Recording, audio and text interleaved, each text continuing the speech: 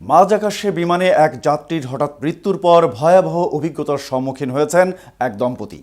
গত সপ্তাহে মেলবোর্ন থেকে কাতারের রাজধানী দোহায় যাওয়ার সময় এমন অবস্থার মুখোমুখি হন তারা। কিন্তু মাঝ আকাশে সে সময় আসলে কি ঘটেছিল তা নিয়েই থাকছে আজকের প্রতিবেদন, এবং আপনাদের সঙ্গে আছে আমি মোহাম্মদ শাহনেওয়াজ কামাল।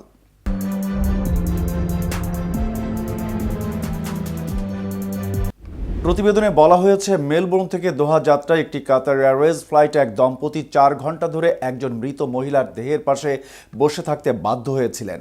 ওই দম্পতির নাম মিচেল রিং এবং জেনিফার কালিনা। গত সপ্তাহে তারা মেলবোর্ন থেকে কাতারের রাজধানী দোহায় যাওয়ার সময় এই ঘটনার সম্মুখীন হন।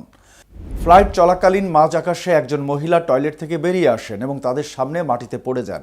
পরে তার মৃত্যু হয়। দম্পতি অস্ট্রেলিয়ান নিউজ প্রোগ্রামে কারেন্ট অ্যাফেয়ারকে জানায় তারা সবকিছু করার চেষ্টা করেছিল, কিন্তু দুর্ভাগ্যবশত মহিলাটিকে বাঁচানো যায়নি, যা দেখতে বেশ হৃদয় বিদারক ছিল। রিং বলেন, ফ্লাইট ক্রু তারপর ফ্লাইটের বাকি 4 ঘন্টার জন্য মহিলার দেহটি দম্পতির পাশের একটি খালি সিটে রাখে। তিনি বলেন, তারা কিছুটা হতাশ দেখাচ্ছিল। তারপর তারা আমাকে দেখলো এবং দেখলো যে আমার পাশের সিট খালি আছে। আমার স্ত্রী অন্যদিকে ছিলেন। আমরা 4 জনের একটি সারিতে বসেছিলাম। তারা বলল, আপনি কি সরে যেতে পারেন? এবং আমি বললাম, হ্যাঁ, কোনো সমস্যা নেই। তারপর তারা মহিলাটির দেহটি আমার বসার সিটে রাখে। কাতার এয়ারওয়েজ বুধবার একটি বিবৃতিতে বলে, মেলবোর্ন থেকে দোহায় যাওয়ার সময় ফ্লাইটে মারা যাওয়া যাত্রীর পরিবারের সদস্যদের প্রতি আমার সমবেদনা। মারা যাওয়া যাত্রীর পরিবারের সাথে আমরা যোগাযোগ করেছি এবং তাদের ক্ষতির জন্য সমবেদনা জানিয়েছি। তবে মৃত যাত্রীর পরিচয় সম্পর্কে কোনো মন্তব্য করতে এয়ারলাইনটি প্রথমে রাজি হয়নি। দম্পতি বলেন, ফ্লাইট ক্রু তাদের বাকি ফ্লাইটের জন্য সিট পরিবর্তন করতে দেয়নি এবং অবতরণের সময় মেডিকেল স্টাফরা দেহটি নিয়ে কাজ করার সময় তাদের বসে থাকতে বলে। তারা আরও বলেন যে ঘটনার পরে কাতার এয়ারলাইন্স তাদের কোনো ধরনের সহায়তা প্রদান করেনি। রিং বলেন, গ্রাহক এবং কর্মীদের প্রতি তাদের দায়িত্ব রয়েছে। আমাদের সাথে যোগাযোগ করা উচিত ছিল। আপনাদের কি কোনো সহায়তা দরকার, কাউন্সেলিং দরকার কিনা? বুধবার কাতার এয়ারওয়েজ জানিয়েছে তারা ভুক্তভোগীদের সঙ্গে কথা বলেছে এবং তাদের উদ্বেগের সমাধান করার চেষ্টা করেছে।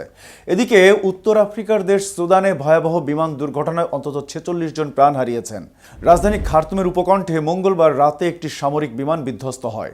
প্রথম দিকে 19 জন নিহত হওয়ার খবর দেওয়া হলেও পরবর্তীতে দেশটির সরকার জানায় দুর্ঘটনায় মোট 46 জনের মৃত্যু হয়েছে।